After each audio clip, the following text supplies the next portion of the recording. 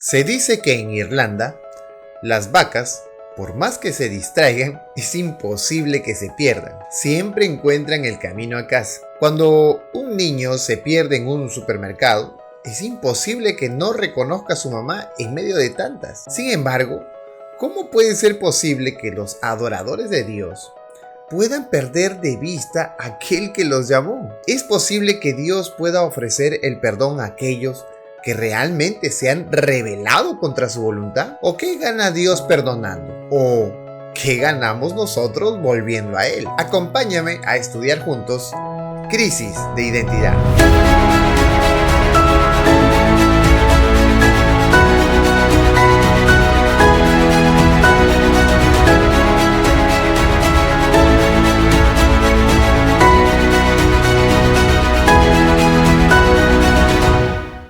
El texto clave de esta oportunidad se encuentra en Isaías 1:18 y dice: Venid luego, dice Jehová, y estemos a cuenta.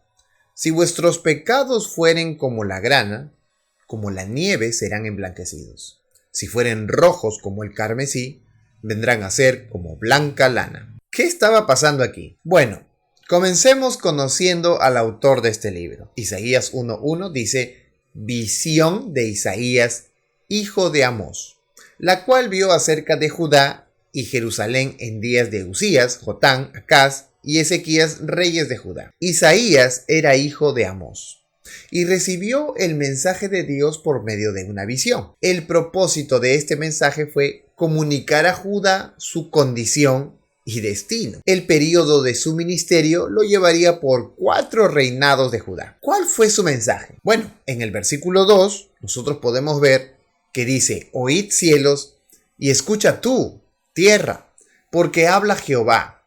Crié hijos y los engrandecí, y ellos se rebelaron contra mí. Se invoca a los cielos y a la tierra como testigos de Dios, muy parecido al momento cuando Moisés establece las leyes del pacto con Israel. Al parecer, Isaías las iba a repetir. Deuteronomio capítulo 4, verso 26 dice: yo pongo hoy por testigos al cielo y a la tierra, que pronto pereceréis totalmente de la tierra hacia la cual pasáis el Jordán para tomar posesión de ella. No estaréis en ella largos días sin que seáis destruidos. Pero ¿por qué esa expresión de cielo y tierra? El autor lo usa para impresionar los sentidos embotados del pueblo por la enormidad de su transgresión. Los culpa frente a los seres creados por Dios de otros mundos, seres sin pecados. Los expone frente a todos. Pero, ¿de qué los va a exponer? ¿Cuál ha sido su culpa de la cual se le considera terriblemente? En el libro Profetas y Reyes podemos leer lo siguiente: era la perversidad de su pueblo lo que imponía al siervo de Dios la mayor perplejidad y la más profunda depresión. Por su apostasía y rebelión, los que debieran haberse destacado como portaluces entre las naciones estaban atrayendo sobre sí los juicios de Dios. La perspectiva era particularmente desalentadora en lo que se refería a las condiciones sociales del pueblo. Había hombres que en su deseo de las ganancias iban añadiendo una casa a otra y un campo a otro. Isaías 5:8. La justicia se pervertía y no se manifestaba compasión alguna hacia los pobres. Acerca de estos males, Dios declaró: el despojo del pobre está en vuestras casas. Que majáis mi pueblo y moléis las caras de los pobres. Isaías 3:14 y 15. Hasta los magistrados, cuyo deber era proteger a los indefensos, hacían oídos sordos a los clamores de los pobres y menesterosos, de las viudas y los huérfanos. La opresión y la obtención de riquezas iban acompañadas de orgullo y apego a la ostentación, groseras borracheras y un espíritu de orgía. En los tiempos de Isaías, la idolatría misma ya no provocaba sorpresa. Las prácticas inicuas habían llegado a prevalecer de tal manera entre todas las clases que los pocos que permanecían fieles a Dios estaban a menudo a punto de ceder al desaliento y la desesperación. Parecía que el propósito de Dios para Israel estuviese por fracasar y que la nación rebelde hubiese de sufrir una suerte similar a la de Sodoma y Gomorra. Frente a tales condiciones, no es sorprendente que cuando Isaías fue llamado durante el último reinado de Usías para que comunicase a Judá los mensajes de amonestación y reprensión que Dios le mandaba, quiso rehuir la responsabilidad. Sabía muy bien que encontraría una resistencia obstinada. Al comprender su propia incapacidad para hacer frente a la situación y al pensar en la terquedad e incredulidad del pueblo por el cual tendría que trabajar, su tarea le parecía desesperada. Debía renunciar descorazonado a su misión y abandonar a Judá en su idolatría. ¿Habrían de gobernar la tierra los dioses de Nínive en desafío del Rey de los cielos? Eran hijos de Dios y se rebelaron. Querían hacer su gana y no lo que tenían que hacer. Habían perdido su identidad. Dejaron de buscar el conocimiento de Dios y se volvieron injustos, avaros y codiciosos. Y fueron tras dioses paganos. También llegaron al formalismo religioso que se destaca en el capítulo 1 en el verso 10 al 17. En estos versos podemos notar que su condición estaba tan perdida como la de Sodoma. Eran hipócritas religiosos. La opresión a los demás por violencia y maltrato sobre sus propios hermanos los hacía pecadores conscientes. Maltratar a tus propios hermanos en la fe es también un grave pecado. Dios preguntaba en el verso 11, ¿para qué me sirve la multitud de vuestros sacrificios? ¿Cómo Dios podía decir eso cuando Él mismo lo había instituido? ¿Hay algo que no está funcionando bien aquí? Si Dios instituyó los sacrificios y ellos los seguían practicando y Dios los condena por hacerlo, algo está mal. Claro, los sacrificios eran necesarios, pero incluidos los sacrificios estaba también el carácter con que se hacían. Dios no se gozaba en ver matar animales todo el día por sus pecados. Estos eran un símbolo de fe, de confianza en que Dios los liberaría de sus pecados por medio de su Hijo, del Cordero de Dios. Lo que importaba en los sacrificios era esa confianza, esa fe en la solución que Dios daría al problema del pecado. Pero las mismas manos que llevaban los sacrificios maltrataban a sus hermanos sin arrepentimiento. Obviamente sus sacrificios eran inválidos, eran pecado. El pacto no se centraba en lo que hacían, sino en lo que eran, semejantes al carácter de Dios, lo cual no se estaba cumpliendo. ¿Cuál era la solución entonces? Versos 16 y 17 dice, lavaos y limpiaos. Quitad la iniquidad de vuestras obras de delante de mis ojos. Dejad de hacer lo malo. Aprended a hacer el bien. Buscad el juicio. Restituid al agraviado. Haced justicia al huérfano. Amparad a la viuda. Esto es muy parecido a lo que Jesús le dijo a los fariseos. Fariseo ciego, limpia primero lo de dentro del vaso y del plato, para que también lo de fuera sea limpio.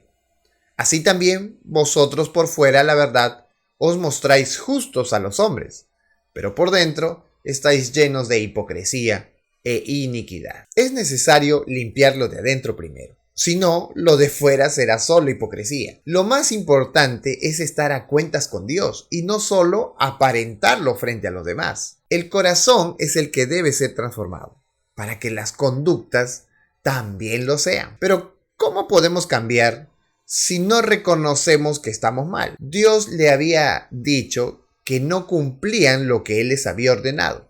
La solución era reformarse. Dejad de hacer lo malo.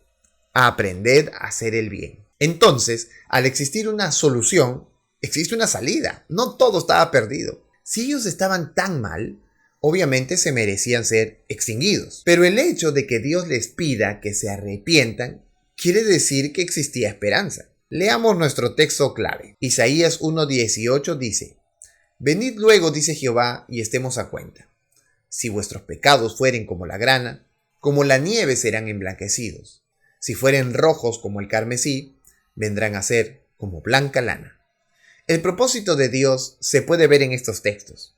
Él quiere que vuelvan a Dios. Él quiere que puedan cambiar. Ve posible que puedan hacerlo. Sin duda, las palabras de advertencia de Dios contra su pueblo no son para rechazarlo, sino para llevarlo de regreso a Él. Entonces, ¿sí es posible cambiar? ¿Por qué Dios entonces no cambia el corazón y listo? Dios no atropella las decisiones de nadie. Él extiende a cada uno la libertad de elegir. Y para elegir hay que estar conscientes, enterarse de ambas partes y tomar una decisión. Las decisiones son demasiado importantes para Dios. Todo lo que hagamos en este mundo tiene que ver con decidir. Sin embargo, Dios nos muestra los dos caminos, la bendición de seguirlo y estar a su lado, y la maldición de apartarnos de él. Isaías 1, 19 y 20 dice: si quisiereis y oyereis, comeréis el bien de la tierra. Si no quisiereis y fuereis rebeldes, seréis consumidos a espada, porque la boca de Jehová lo ha dicho. La decisión entonces queda en ellos y en nosotros también. No hay término medio, es vida o muerte, bendición o maldición. La relación de Dios y su pueblo era seria y demasiado importante. Estaba por sobre toda relación en el mundo. El pacto entre ambos era inquebrantable. Las condiciones como bendición y maldición estaban sujetas a las decisiones que tomarían como pueblo de Dios. En realidad esto era muy serio. ¿Qué espera entonces Dios de mí? Dios dedica un canto de un amor no correspondido en Isaías 5, 1 al 7, que dice así: ahora cantaré por mi amado, el cantar de mi amado a su viña. Tenía mi amado una viña en una ladera fértil. La había cercado y despedregado y plantado de vides escogidas. Había edificado en medio de ella una torre y hecho también en ella un lagar. Y esperaba que diese uvas, y dio uvas silvestres.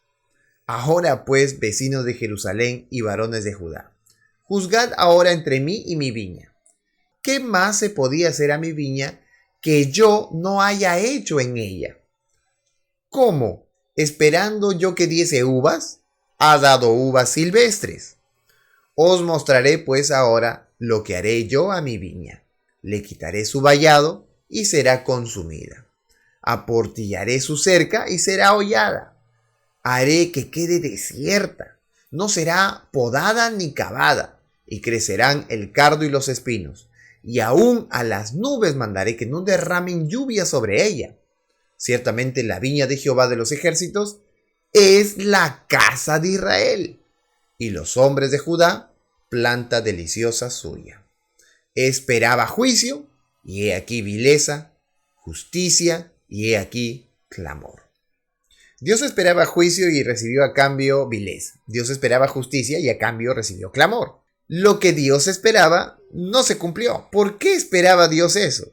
Porque el carácter de Dios es amor, y todo aquel que conoce a Dios responde a ese amor, y todo aquel que conoce a Dios responde y anda en amor. Primera de Juan 4, 7 al 9 dice: amados, amémonos unos a otros, porque el amor es de Dios.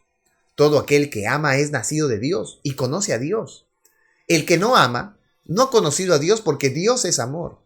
En esto se mostró el amor de Dios para con nosotros, en que Dios envió a su Hijo unigénito al mundo, para que vivamos por él.